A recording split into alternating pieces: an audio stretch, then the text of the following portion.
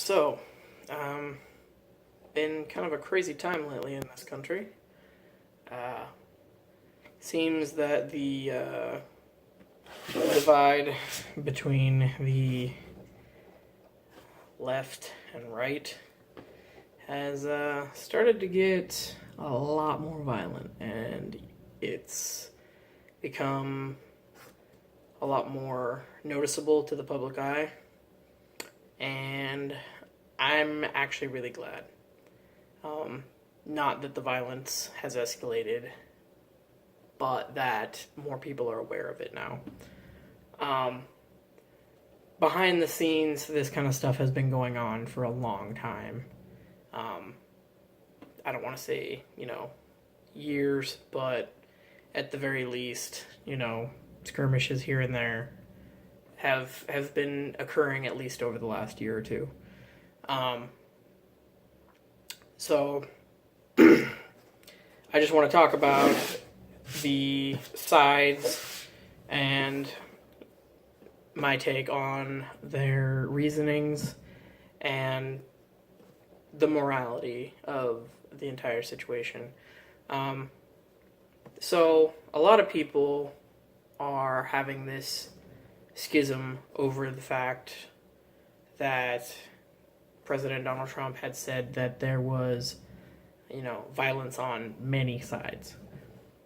So the problem with that is that even if he's referring to more than just one side, which clearly he is, there's not many sides. There's only two, maybe three. I guess if you want to count Black Lives Matter as like a separate entity, but like they're on the same side as a lot of the progressives. But the real problem here is that a lot of people don't understand the intolerance of intolerance, or the tolerance paradox, rather, or the paradox of tolerance. Because a lot of people think, well, the left is supposed to be these peaceful, progress-seeking, liberal-minded people who don't like conflict, or are almost pacifistic in nature. And the reality of the situation is that when people are advocating for the destruction of other human lives based on things like racial purity, or race mixing, or homophobia, or transphobia, or anything like that, it's no longer just some tabletop Facebook social issue. It's a problem. These people are threatening people. They may not be direct threats, but they're showing their intention. They're showing their hand. And tactically speaking, that might not be the best move on their part, because at this point in the political climate, they're out rallying. They're on camera. They are without a doubt letting us know what they are looking to do. And what they're looking to do is evil. Make no doubt about it. Like, this is not a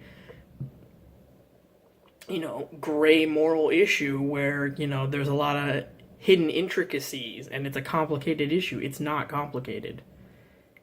These men and women who are advocating for a racially pure America and who are advocating for the destruction of anyone who opposes them, they are a threat not just to you, not just to, your way of life, but the country as a whole. They seek to undermine what this country was created for and what we stand for as a country. A lot of people will say, this was a Christian nation, or it was, brought up on, you know, the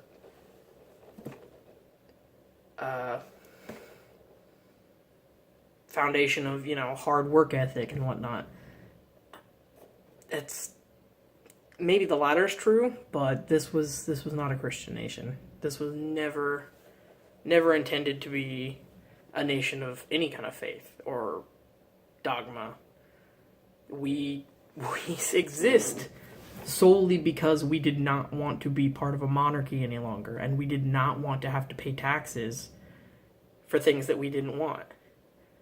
And under that same circumstance, it's understandable that these alt-right Nazis would be upset that they don't want to pay taxes to people that they see as racially inferior to them.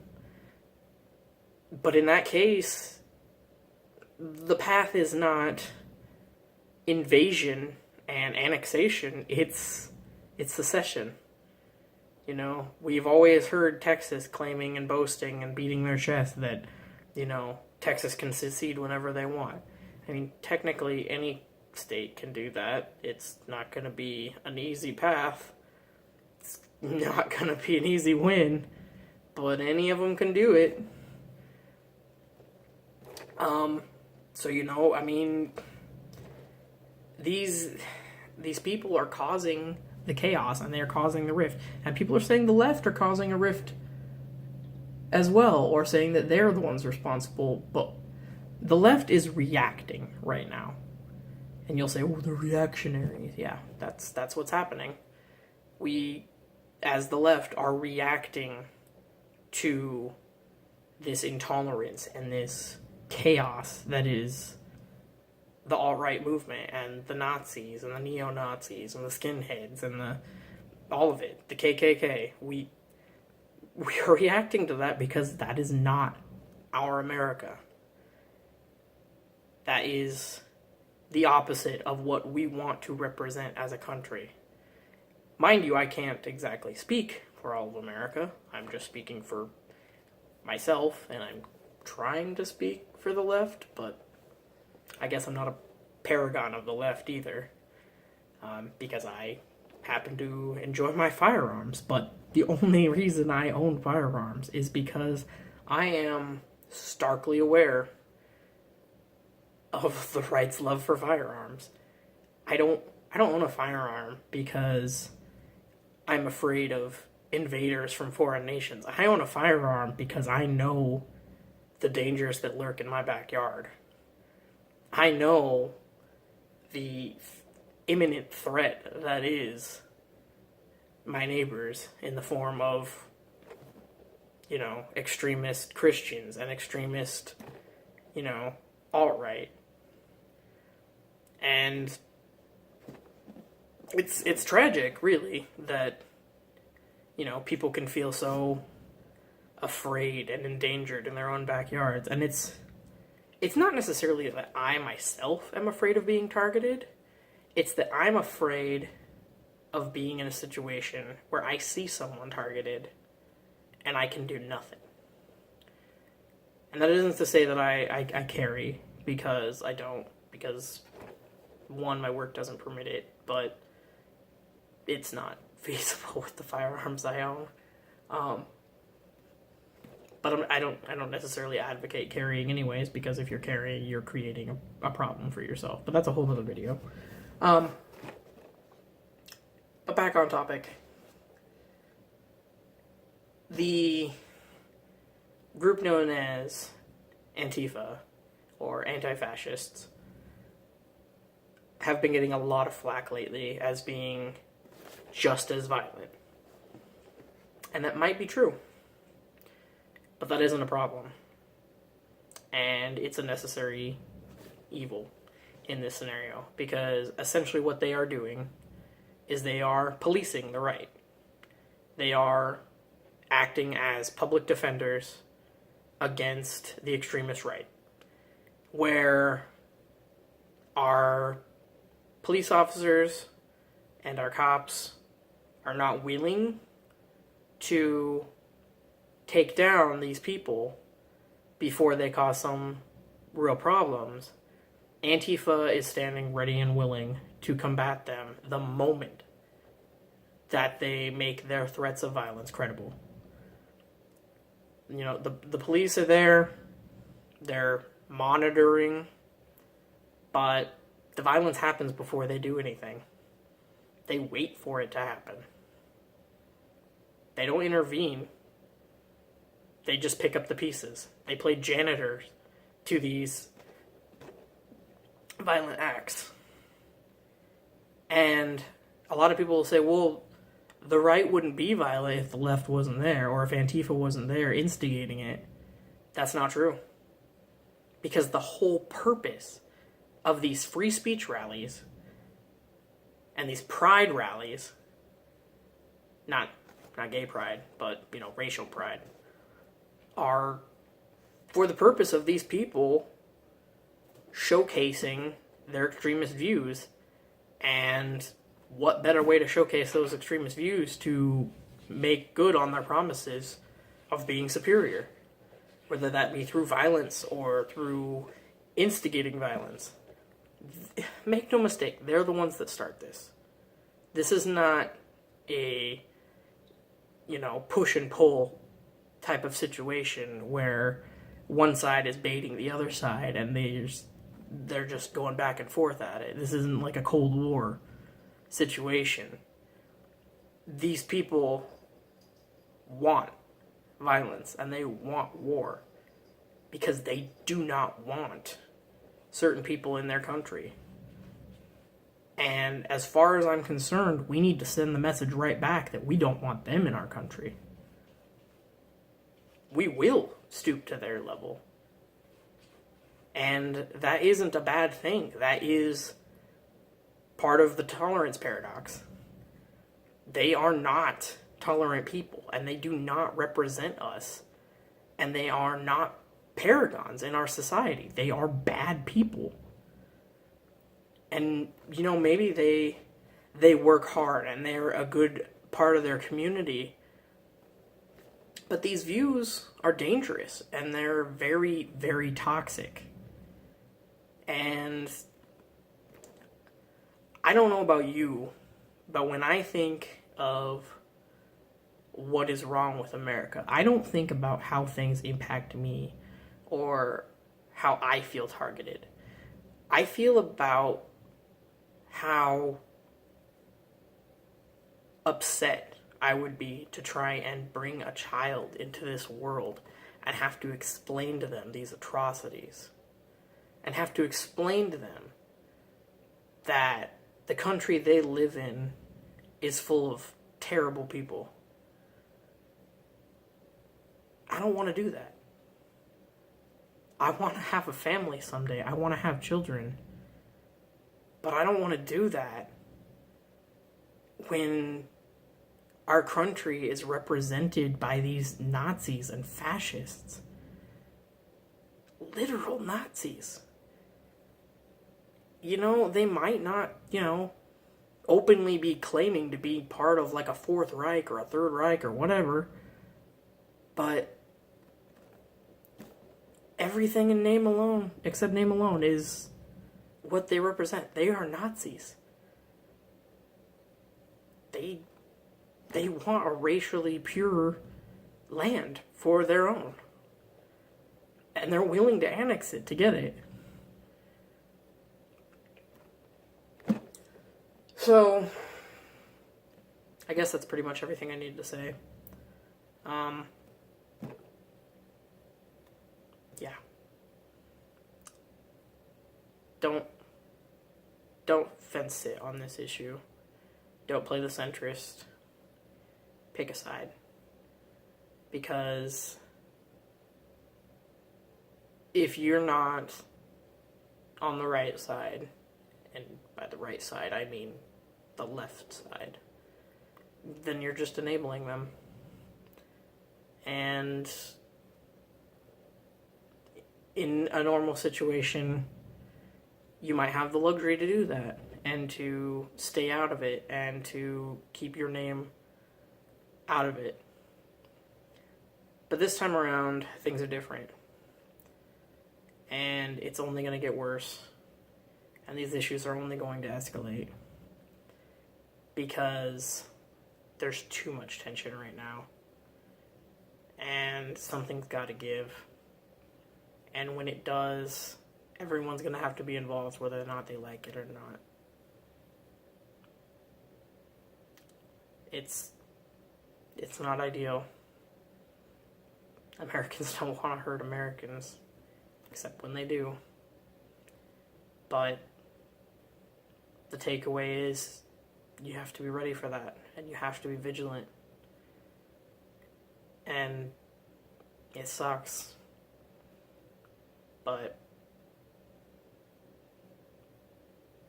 someone's got to fight. Might not be me, and it might not be you. But if this gets to the grand scale of things, where it's the whole thing, the whole country involved, everyone's going to have to do their part.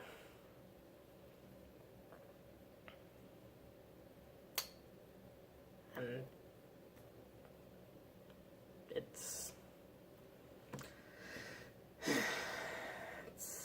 not something I like thinking about. I don't want war. I don't want tensions between people. You know, as a customer service representative, I have to deal with these people on the other side every day. Maybe not every day, but every shift that I work. And they seem nice most of the time. You know, they smile, they drink their coffee, they leave happy. But that's it. That's just the person you see on the day-to-day. And right now, you know, when the economy is getting rough, tensions are getting rough between other countries, with our foreign relations being as poor as they are right now, the divide happening over the president and all of his policies being pushed by his cabinet, it's getting harder and harder to ignore the divide. And where people have been very lethargic and apathetic about politics and the divide that's been occurring for the last 10, 20 years, it's really hard to ignore it now, because it's in your face every day. Every day you see it, whether you want to or not. And a lot of people don't want to. A lot of people just want to go through their lives and not have to worry about this shit. Just ignore it. Let someone else deal with it. But that's not a luxury we can afford much longer.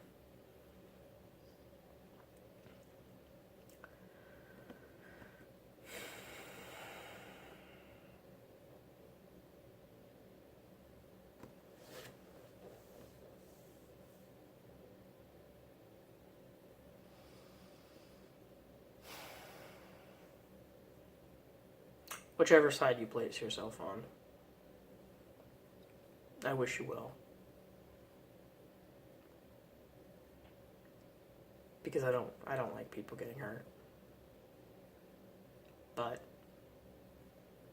I really hope that in the end, when all the dust is settled and all of this is over and we've, finally gotten it all out of our systems, I really hope that whichever side is the victor in this, that things can get better, that they can improve.